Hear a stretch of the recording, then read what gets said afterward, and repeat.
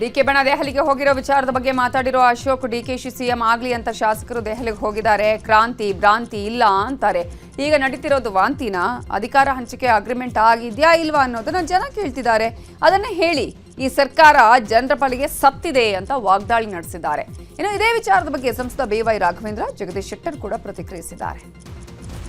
ನಿಮ್ಮನ್ನು ಆಯ್ಕೆ ಮಾಡಿದಂಥ ಶಾಸಕರೇ ಇವತ್ತು ನಿಮ್ಮನ್ನು ಬೇಡ ಅಂತ ಡೆಲ್ಲಿಗೆ ಹೋಗಿ ಖರ್ಗೆನ್ ಭೇಟಿ ಮಾಡಿದ್ದಾರೆ.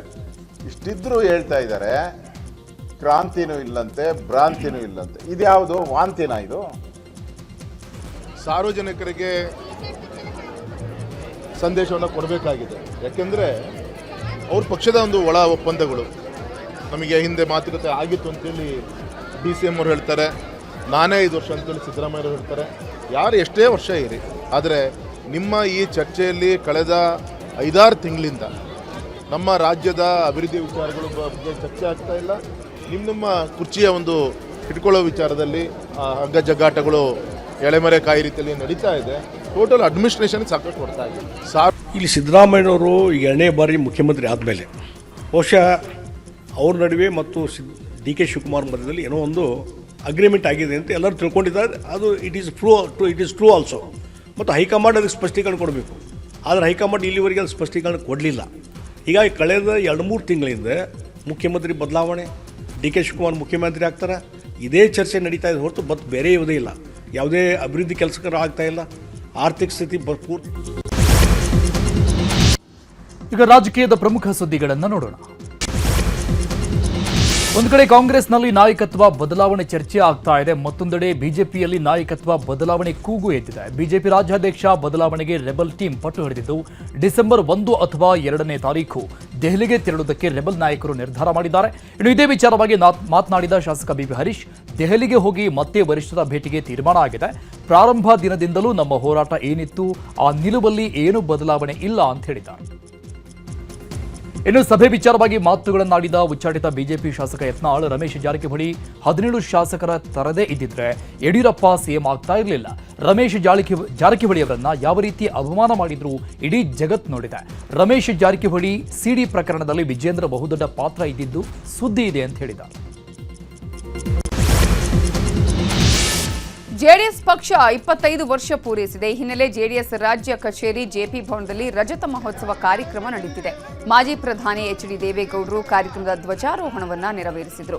ಕೇಂದ್ರ ಸಚಿವ HD ಕುಮಾರಸ್ವಾಮಿ, ನಿಖಿಲ್ ಕುಮಾರಸ್ವಾಮಿ, JDLP ನಾಯಕ ಸುರೇಶ್ ಬಾಬು ಸೇರಿದಂತೆ ಅನೇಕ ಗಣ್ಯರು ಭಾಗಿಯಾಗಿದ್ದು, ಇದೇ ವೇಳೆ ಮಾತಾಡಿದ HDD, ಜೆಡಿಎಸ್ ಮತ್ತೊಮ್ಮೆ ತಲೆ ಎತ್ತಿ ನಿಲ್ಲಬೇಕು, ರಾಜ್ಯದ ಜನತೆ ಮುಂದೆ ಶಕ್ತಿ ತುಂಬುವ ಭಾವನೆ ಇದೆ ಅಂತ ಹೇಳಿದರು.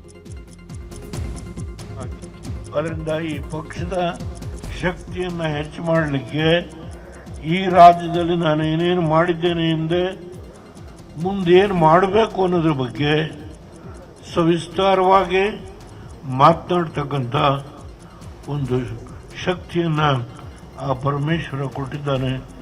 ಆ ಕೆಲಸವನ್ನು ಮಾಡೋದ್ರ ಮುಖೇನ ಕುಮಾರಸ್ವಾಮಿಯವರ ನಾಯಕತ್ವದಲ್ಲಿ ಈ ಪಕ್ಷ ಮತ್ತೊಮ್ಮೆ ಈ ಜಾತ್ಯತೀತ ಜನತಾದಳ ಈ ರಾಜ್ಯದಲ್ಲಿ ಮತ್ತೊಮ್ಮೆ ತಲೆ ಎತ್ತಿ ನಿಲ್ಲಬೇಕು. ಕ್ರೈಮ್ ಸುದ್ದಿ ನೋಡೋಣ. 7 ಕೋಟಿ ರಾಬರಿ ಪ್ರಕರಣ ಸಂಬಂಧಪಟ್ಟಂಗೆ ತನಿಖೆ ಚುರುಕುಗೊಳಿಸಿರುವ ಪೊಲೀಸರು ಆಂಧ್ರ ಪ್ರದೇಶದಲ್ಲಿ 5.5 ಕೋಟಿ ಹಣವನ್ನು ವಶಕ್ಕೆ ಪಡೆದುಕೊಂಡಿದ್ದಾರೆ. ಉಳಿದ ಹಣಕ್ಕಾಗಿ ಪೊಲೀಸರು ಶೋಧ ಕಾರ್ಯ ಮಾಡ್ತಾ ಇದ್ದು, ಚೆನ್ನೈ ಕಡೆ 1.5 ಕೋಟಿ ತೆಗೆದುಕೊಂಡು ಹೋಗಿರುವ ಶಂಕೆ ಇದೆ. ಹೀಗಾಗಿ ಆಂಧ್ರ ಮತ್ತು ತಮಿಳುನಾಡಲ್ಲಿ ತನಿಖಾ ತಂಡಗಳು ಬೀಡುಬಿಟ್ಟಿದ್ದಾವೆ. ಈಗಾಗಲೇ ಚೆನ್ನೈನಲ್ಲಿರೋ ಓರ್ವನನ್ನ ಪೊಲೀಸರು ವಶಕ್ಕೆ ಪಡೆದಿರುವ ಮಾಹಿತಿ ಸಿಕ್ಕಿದ್ದು ತನಿಖೆ ಮುಂದುವರೆಸಿದ್ದಾರೆ. ಇನ್ನು ರಾಬರಿ ಕೇಸ್ ಪ್ರಕರಣ ಸಂಬಂಧಪಟ್ಟಂಗೆ ರಾಮದಾಸ್ ಎಂಬಾತನನ್ನ ಪೊಲೀಸರು ವಶಕ್ಕೆ ಪಡೆದಿದ್ದಾರೆ. ಮಾಜಿ ಸೈನಿಕ ಆಗಿರುವ ರಾಮದಾಸ್ನ ವಶಕ್ಕೆ ಪಡೆದು ವಿಚಾರಣೆ ನಡೆಸಲಾಗ್ತಾ ಇದೆ. ರಾಮದಾಸ್ ಜೊತೆಗೆ ಮಕ್ಕಳು ಕೂಡ ರಾಬರಿಯಲ್ಲಿ ಭಾಗಿಯಾಗಿರುವ ಅನುಮಾನ ಇದ್ದು, ಸದ್ಯ ರಾಮದಾಸ್ನ ತೀವ್ರ ವಿಚಾರಣೆಗೆ ಒಳಪಡಿಸಲಾಗಿದೆ.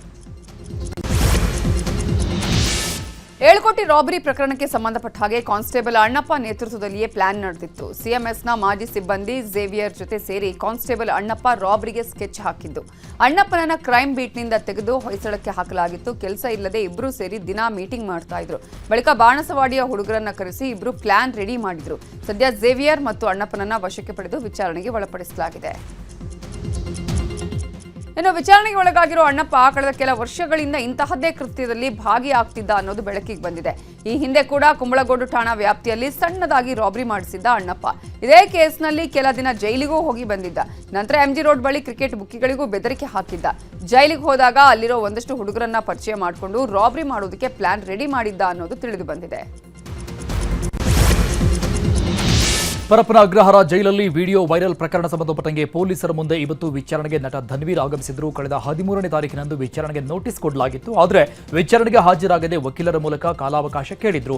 ಆದರೆ ಇಂದು ವಿಚಾರಣೆಗೆ ಹಾಜರಾಗಿದ್ದು ಪೊಲೀಸರ ಎಲ್ಲ ಪ್ರಶ್ನೆಗಳಿಗೆ ಉತ್ತರಿಸಿ ಪರಪ್ಪನ ಅಗ್ರಹಾರ ಠಾಣೆಯಿಂದ ವಾಪಸ್ಸಾಗಿದ್ದಾರೆ. ಮೆಕ್ಕೆಜೋಳ ಖರೀದಿ ಕೇಂದ್ರ ತೆರೆಯುವಂತೆ ಒತ್ತಾಯಿಸಿ ಗದಗ ಜಿಲ್ಲೆಯಲ್ಲಿ ರೈತರು ಭಾರೀ ಹೋರಾಟ ಮಾಡಿದ್ರು. ರೈತರ ಹೋರಾಟ ಕೊನೆಗೂ ಫಲಿಸಿದೆ. ಸಿಎಂ ಸಭೆಯಲ್ಲಿ ಮೆಕ್ಕೆಜೋಳ ಖರೀದಿಗೆ ಸರ್ಕಾರ ನಿರ್ಧರಿಸಿದೆ. ಆದರೆ ಲಕ್ಷ್ಮೇಶ್ವರ ಪಟ್ಟಣದಲ್ಲಿ ಹೋರಾಟ ನಡೆಸುತ್ತಿರೋ ರೈತರು ಸರ್ಕಾರದ ಆದೇಶ ಪತ್ರ ತಂದ್ರೆ ಮಾತ್ರ ನಾವು ಹೋರಾಟವನ್ನು ಹಿಂಪಡಿತೇವೆ ಅನ್ನುವ ಸ್ಪಷ್ಟ ಸಂದೇಶ ಕೊಟ್ಟಿದ್ದಾರೆ. ಡಿಸೆಂಬರ್ 12ಕ್ಕೆ ರಿಲೀಸ್ ಆಗಬೇಕಿದ್ದ ಡೆವಿಲ್ ಸಿನಿಮಾ ಒಂದು ದಿನ ಮುಂಚಿತವಾಗಿಯೇ ಥಿಯೇಟರ್ಗೆ ಕಾಲಿಡಲಿದೆ. ಡಿಸೆಂಬರ್ 11ಕ್ಕೆ ರಾಜ್ಯಾದ್ಯಂತ ತೆರೆಗೆ ಬರಲು ಸಜ್ಜಾಗಿದೆ.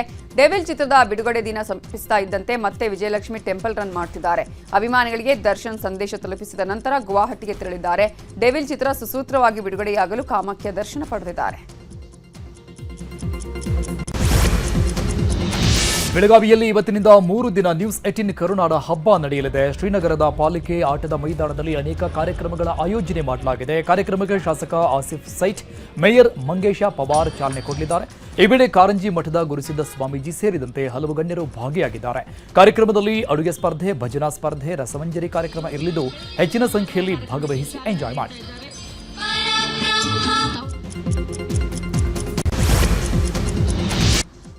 ಈಗ ರಾಷ್ಟ್ರಮಟ್ಟದಲ್ಲಿ ಏನಾಗ್ತಾ ಇದೆ ಅನ್ನೋದನ್ನು ನೋಡೋಣ ದೇಶ ಸುದ್ದಿಯಲ್ಲಿ. ಡಿಸೆಂಬರ್ 1ರಿಂದ 19ರವರೆಗೆ ಸಂಸತ್ ಚಳಿಗಾಲದ ಅಧಿವೇಶನ ಪ್ರಾರಂಭವಾಗಲಿದೆ. ಈ ಹಿನ್ನೆಲೆಯಲ್ಲಿ ಕೇಂದ್ರ ಸರ್ಕಾರ ನವೆಂಬರ್ 30ರಂದು ಸರ್ವಪಕ್ಷ ಸಭೆ ಕರೆದಿದೆ. ಸಂಸತ್ತಿನ ಚಳಿಗಾಲ ಸುಸೂತ್ರವಾಗಿ ನಡೆಯುವಂತೆ ಎಲ್ಲಾ ಪಕ್ಷಗಳಲ್ಲಿ ಮನವಿಯನ್ನ ಮಾಡಲಾಗಿದೆ.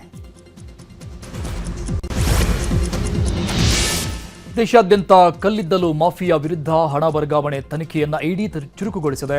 ಜಾರ್ಖಂಡ್ ಮತ್ತು ಪಶ್ಚಿಮ ಬಂಗಾಳದ ಸೇರಿ ಒಟ್ಟು 42 ಸ್ಥಳಗಳ ಮೇಲೆ ದಾಳಿಯಲ್ಲಿ ದೊಡ್ಡ ಪ್ರಮಾಣದ ನಗದು ಮತ್ತು ಆಭರಣಗಳು ವಶಪಡಿಸಿಕೊಳ್ಳಲಾಗಿದೆ.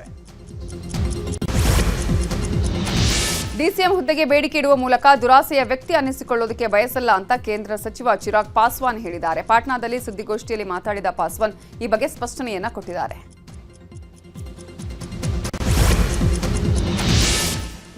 ಕೇರಳದ ಕವನಾಡ್ನಲ್ಲಿ ಲಂಗರು ಹಾಕಲಾಗಿದ್ದ ಮೀನುಗಾರಿಕಾ ದೋಣಿಗಳಲ್ಲಿ ಬೆಂಕಿ ಕಾಣಿಸಿಕೊಂಡಿದೆ. ಬೆಂಕಿ ದುರಂತದಲ್ಲಿ ರಾಜು ಹಾಗೂ ಅಶೋಕ್ ಅನ್ನೋರಿಗೆ ಗಾಯಗಳಾಗಿದೆ. ಮಾಹಿತಿ ತಿಳಿದ ಕೂಡಲೇ ಸ್ಥಳಕ್ಕೆ ಅಧಿಕಾರಿಗಳು, ಅಗ್ನಿಶಾಮಕ ಸಿಬ್ಬಂದಿ ಬಂದು ಬೆಂಕಿ ನಂದಿಸಿದ್ದಾರೆ. ಪ್ರಧಾನಿ ಮೋದಿ 3 ದಿನ ದಕ್ಷಿಣ ಆಫ್ರಿಕಾ ಪ್ರವಾಸ ಕೈಗೊಂಡಿದ್ದಾರೆ. ಜೊಹಾನ್ಸ್ಬರ್ಗ್ಗೆ ಬಂದಿಳಿದ ನರೇಂದ್ರ ಮೋದಿಗೆ ಸಾಂಸ್ಕೃತಿಕ ಕಲಾ ತಂಡಗಳೊಂದಿಗೆ ಅದ್ಧೂರಿ ಸ್ವಾಗತವನ್ನು ಕೋರಲಾಗಿದೆ.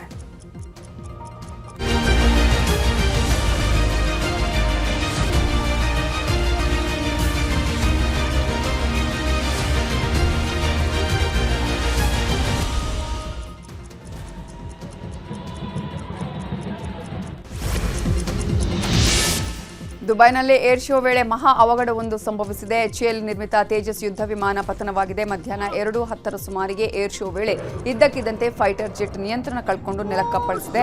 ಘಟನೆಯಲ್ಲಿ ಪೈಲಟ್ ಸಾವನ್ನಪ್ಪಿದ್ದಾರೆ ಅಂತ ತಿಳಿದು ಬಂದಿದೆ. ಗಾಜಾಪಟ್ಟಿಯಲ್ಲಿ ಹಮಾಸ್ ಸುರಂಗ ಅಡುಗುದಾಣವನ್ನ ಇಸ್ರೇಲ್ ರಕ್ಷಣಾ ಪಡೆ ಪತ್ತೆ ಹಚ್ಚಿದೆ. ಸುರಂಗ 7 ಕಿಲೋಮೀಟರ್ ಉದ್ದವಿದೆ, 25 ಅಡಿ ಆಳವಿದೆ, 80 ಕೋಣೆಗಳಿವೆ ಎಂಬ ಮಾಹಿತಿ ಸಿಕ್ಕಿದೆ. ವಿಯೆಟ್ನಾಂನಲ್ಲಿ ಧಾರಾಕಾರ ಮಳೆಯಿಂದಾಗಿ ಪ್ರವಾಹ ಹಾಗೆಯೇ ಭೂಕುಸಿತ ಉಂಟಾಗಿದ್ದು 41 ಜನ ಸಾವನ್ನಪ್ಪಿದ್ದಾರೆ. ಇತ್ತ ಇಂಡೋನೇಷ್ಯಾದಲ್ಲಿಯೂ ಭಾರೀ ಮಳೆಯಾಗಿದೆ. ಜಾವಾದ ಸಿದುರುಪನ್ನ ಪಾಪಂಡಾಯನ್ ಪರ್ವತದಲ್ಲಿ ನೆರೆ ಪರಿಸ್ಥಿತಿ ನಿರ್ಮಾಣವಾಗಿದೆ.